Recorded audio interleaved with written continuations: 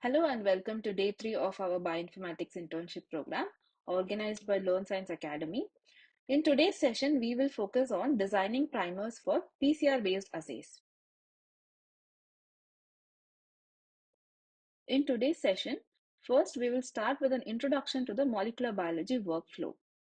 This will provide an overview of the fundamental steps and processes in molecular biology, helping you understand where the PCR and the primer designing fit into a broader context.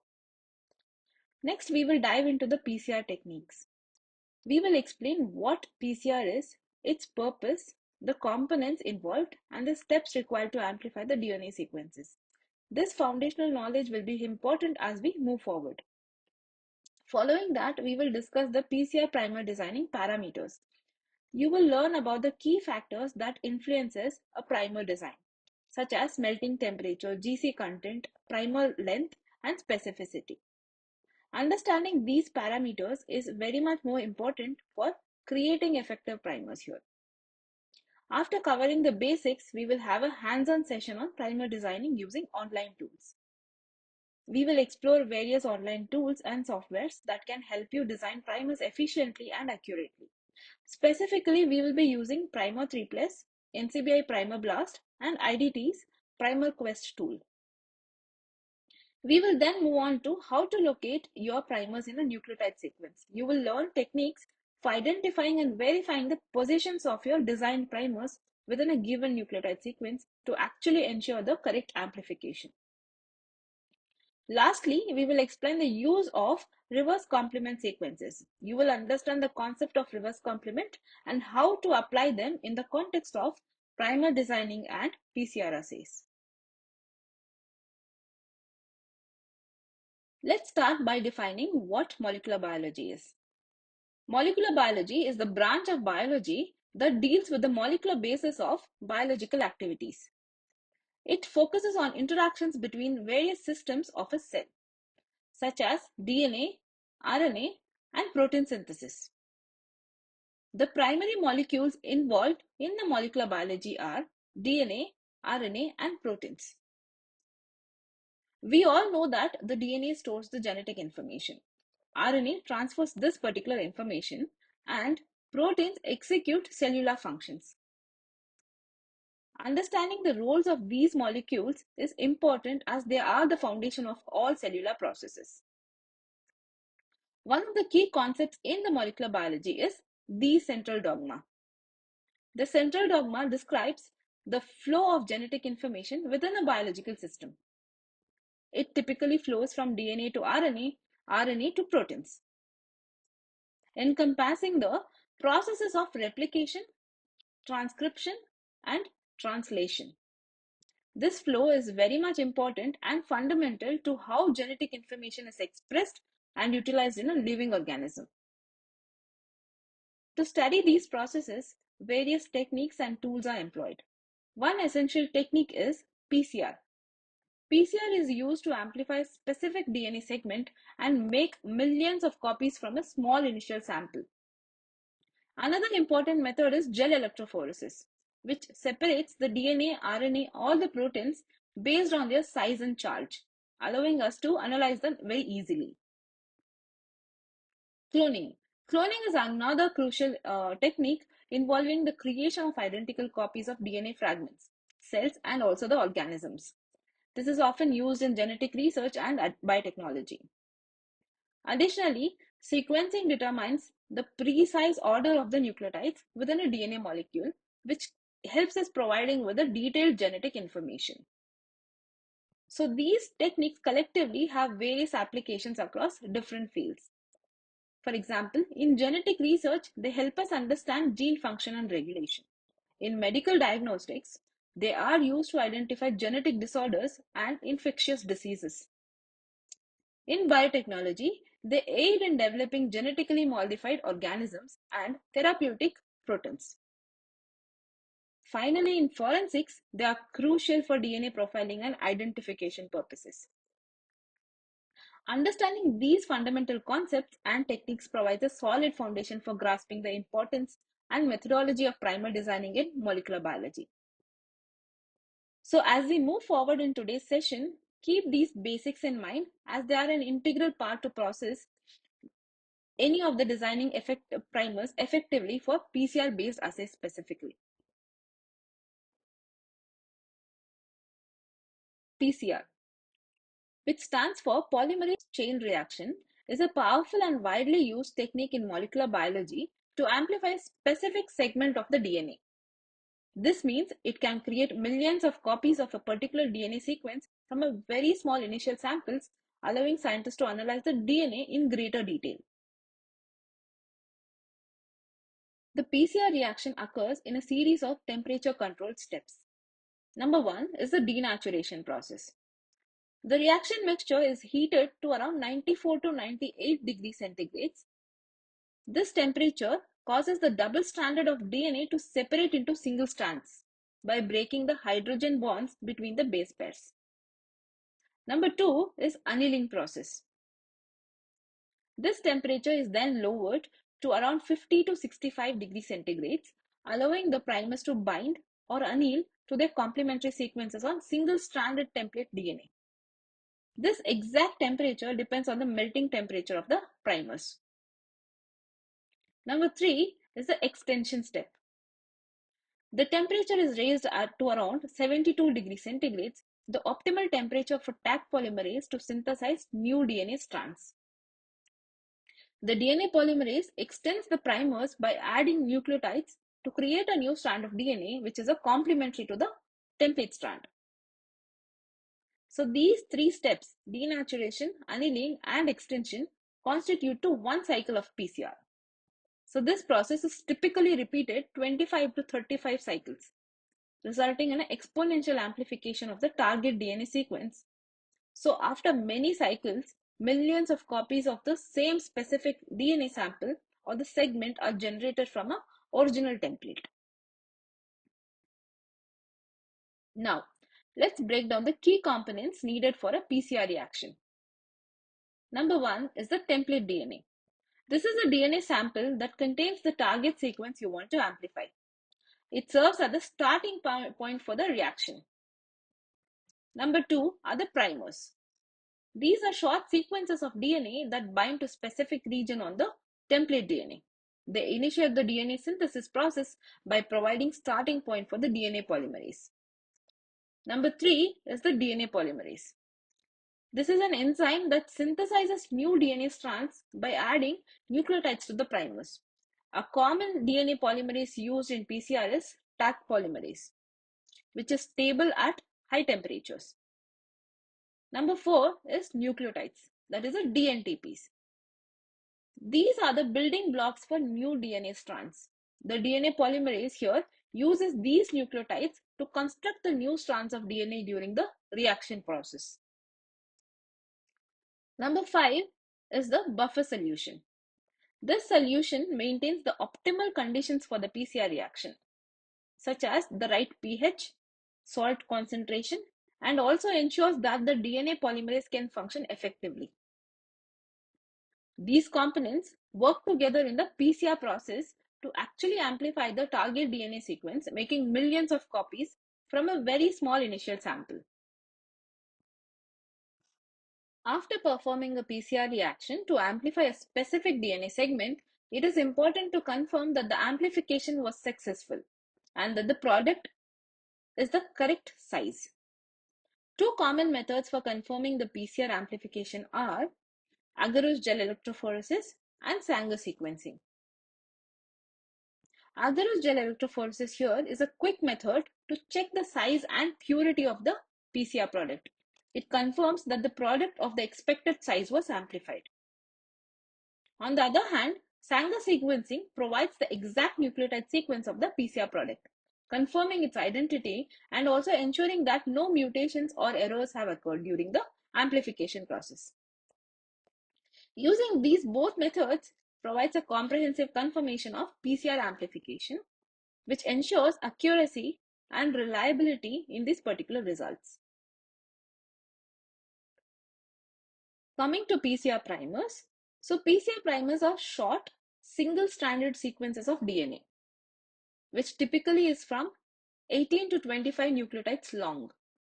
that are essential for initiating the DNA synthesis process during a PCR reaction. These are designed to be a complementary to the specific sequences flanking the target DNA region that you want to amplify. So in a PCR reaction, two primers are essential for amplifying a specific segment of DNA, a forward primer and a reverse primer.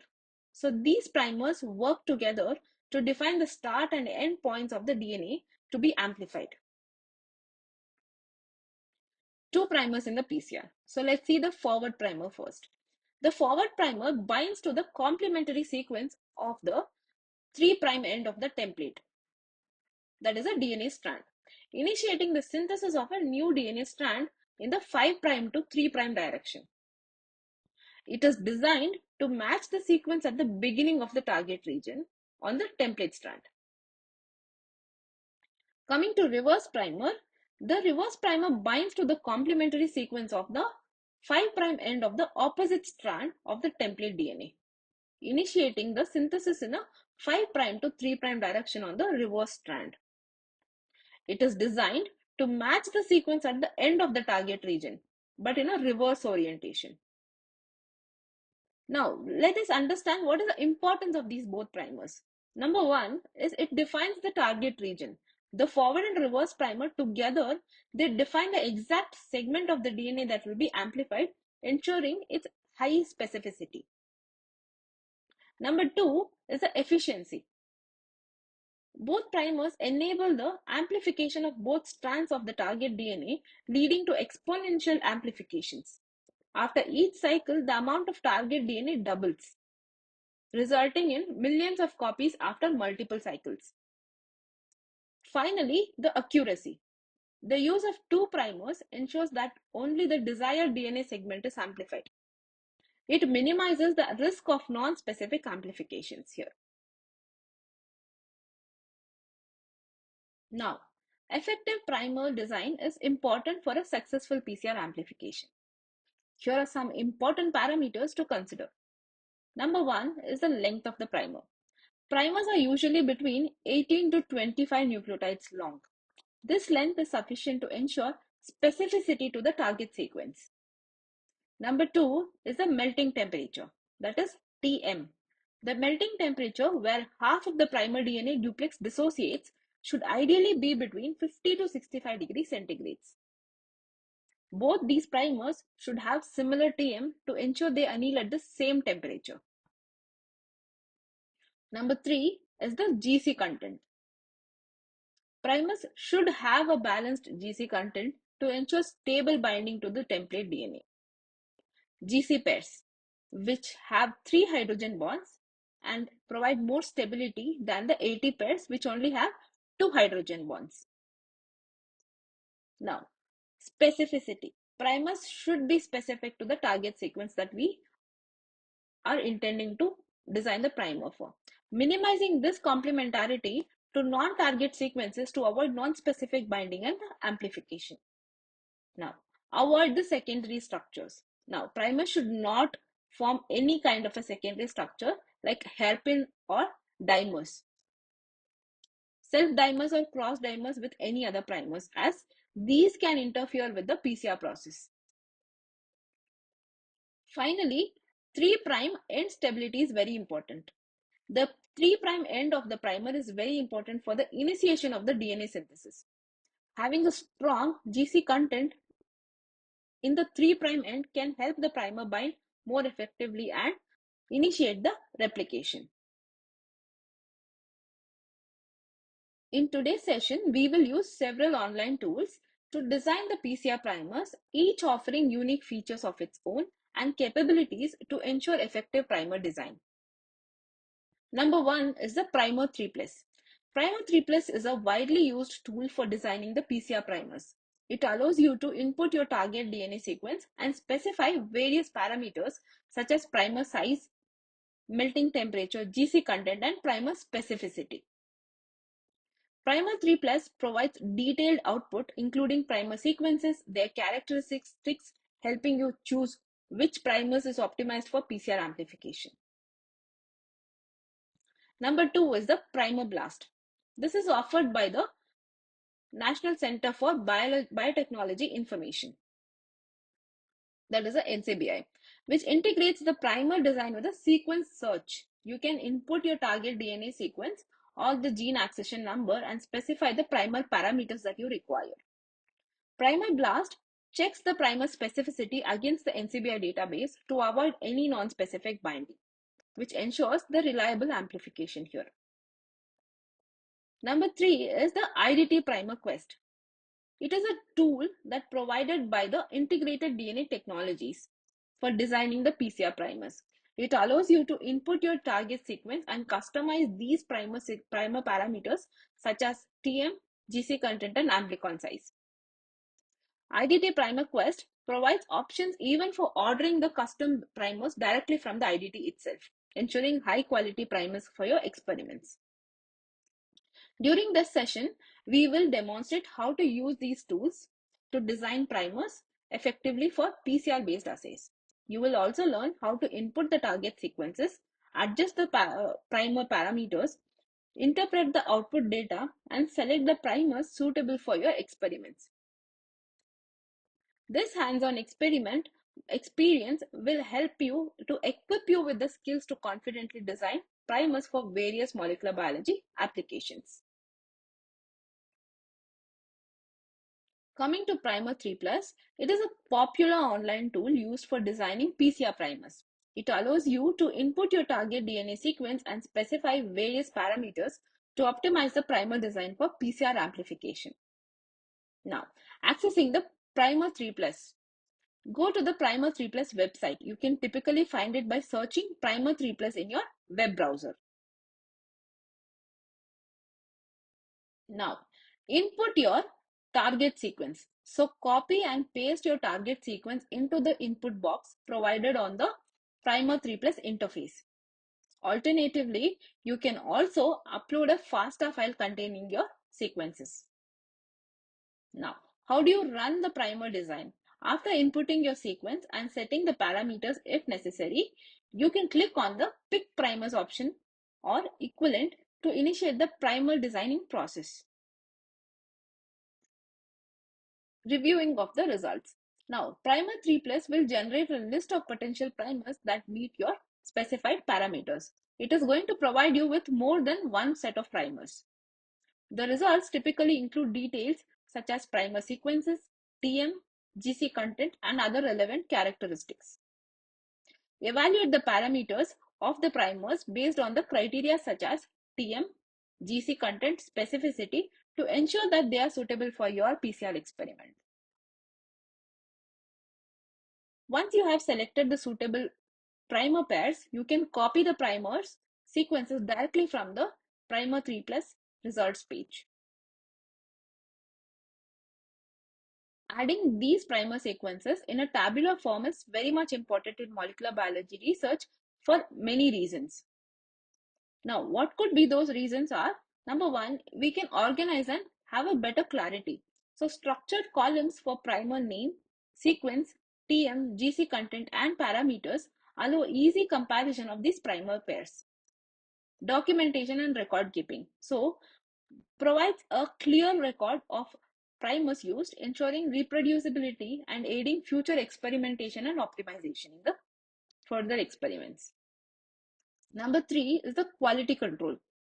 Here, it facilitates the accurate documentation of the primer characteristics like all the parameters, ensuring they meet this particular PCR requirements. One most important reason why the tabular formation or the tabular preparation is very much important is that communication and collaboration. It simplifies sharing of these primers details among researchers, enhancing clarity and facilitates collaborative efforts. So in essence, tabular formats streamline primer management, ensuring accurate data handling and also the effective communication in the research settings. So to add primer sequences in a tabular form, follow these simple steps. You can use any of the formats, use a spreadsheet softwares like Microsoft Excel, Google Sheets, or any text editor capable for creating tables. Define columns for each piece of primer information you want to include. maybe primer name, sequence, and the important information is the 5' to 3' orientation must be mentioned in all the tables. Then we have our TM, that is the melting temperature. GC content, in brackets, you must mention the percentage symbol. Then the amplicon size, and you can even include any kind of a comments or notes in the end of the table so that it is easier for you to come back to see the details of the primary information. Now, coming to the NCBI Primer Blast, it is a tool provided by the NCBI for designing the PCR primers. It integrates primer designing with sequence specificity checking against the NCBI's extensive sequence databases. So this ensures that the primers are specific to the target sequence, minimizes the non-specific binding, and also enhances the PCR reliability. Go to the NCBI website and navigate the Primer Blast tool under the Tools menu. Or you can directly search for a NCBI Primer Blast in Google. Find the sequence record page of your gene of interest or enter the accession number of the sequence for which you want to design the particular primer. So this accession numbers should correspond to a sequence in the NCBI database, maybe in the GenBank. Now, click on the Pick Primers option to navigate or initiate the primer design process. Specify the parameters for primer design. Number 1 is the product size range. Define the desired size range for the PCR product. Number 2 is the primer size. Set the length range for the primer sequences. Number 3 is the TM, that is the melting temperature. Specify the optimal TM temperature, melting temperature range for these particular primers. Finally, the GC content. Define the percentage range of GC content for the primers. Look for and click on the custom design or similar option provided by the database. Once in the custom design section, you will typically find fields or drop-down menus where you can input specific parameters. Enter the accession number here. Click on Get Primers button to initiate the process. Here, NCBI Primer Blast will analyze the sequence associated with the accession number that you have provided and generate a list of potential primer pairs that meet your specified parameters as well. Now, evaluate the suggested primer pairs based on the parameters like TM, GC content, and specificity score. Choose the primer pairs that are optimal for your experiment. Ensure that they meet the desired criteria for your PCR amplification process. How do you save this particular primer sequence is that copy the primer sequences directly from the NCBI Primer Blast results page. Or alternatively, you can also download the primer sequences or save them in a suitable format for your future references. Using this NCBI Primer Blast with an accession number streamlines primer designing by leveraging known sequence data from the NCBI database itself. This method ensures specificity and reliability in the PCR amplification, supporting various applications in the molecular biology field. It can be in the form of research, diagnostics, and also biotechnology. By following these simple steps, you can effectively design primers tailored to specific sequences of interest for your experiment. Coming to IDT, IDT is an integrated DNA technologies. It is a prominent company specializing in the manufacturing and distribution of custom nucleic acid products for molecular biology research, diagnostics, and also the biotechnology applications. They provide a wide range of high-quality synthetic DNA and RNA oligonucleotides, including primers, probes, gene fragments, and custom design sequences tailored to specific research needs.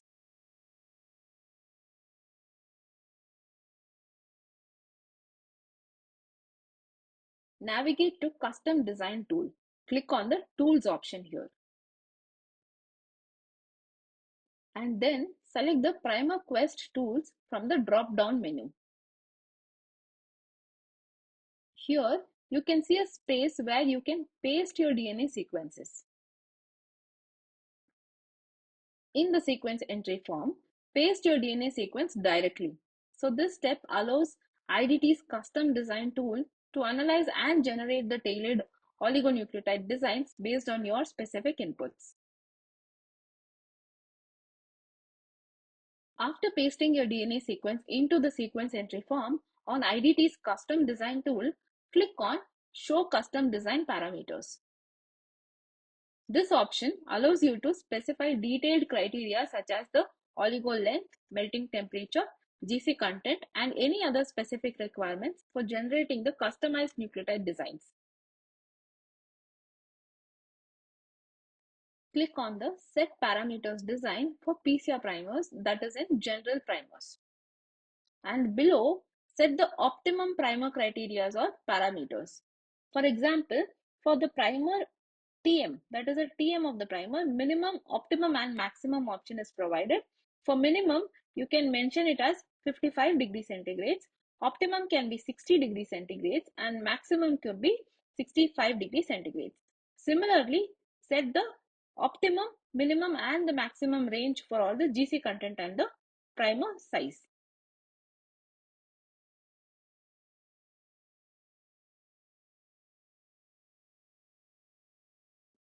Now, click on the Get Assays button to initiate the design process based on the parameters you have specified. The IDT's design tool will process your input and generate a list of custom designed oligos or the primers that meet your specified criteria. Now, review the generated results and select the oligos or primers that best fit your experimental needs or the parameters that you require. After setting the parameters for designing the PCR primers on the IDT's custom design tool and initiating the design process, click on View Assay Details to access and view the details of the generated primers. Save the designed oligo sequences or export them in a suitable format for future references. So using this particular IDT's custom design tool allows researchers to efficiently design and order the custom oligonucleotides or the primers tailored precisely to their experimental requirements. This capability supports diverse applications in molecular biology, genomics, synthetic biology, diagnostics, and also ensures high quality and reliable results in scientific research and development. Locating the primer sequences in the nucleotide sequence is crucial for ensuring that the primers will bind specifically and efficiently during the PCR or other molecular biology experiments. Let's see a step-by-step process on how to do this using a DNA sequence pasted in a Word document.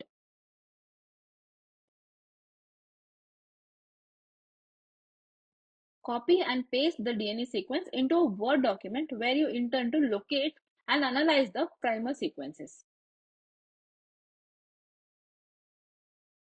Copy and paste both the forward and reverse sequences into the Word document, right below the sequence that you have pasted before.